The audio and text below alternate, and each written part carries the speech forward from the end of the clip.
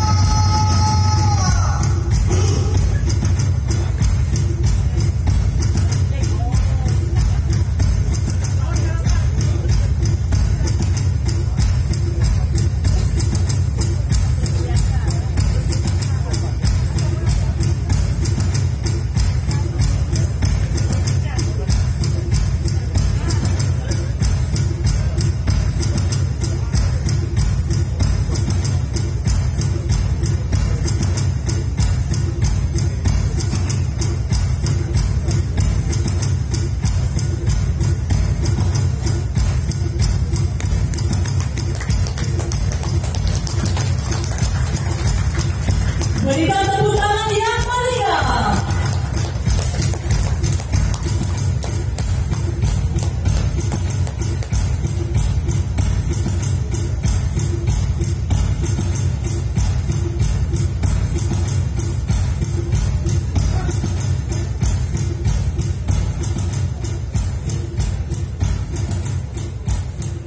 Pencaksilat merupakan seni bela-diri asli Indonesia dan tentunya kita memiliki tanggung jawab bersama untuk tetap memelihara dan melestarikan budaya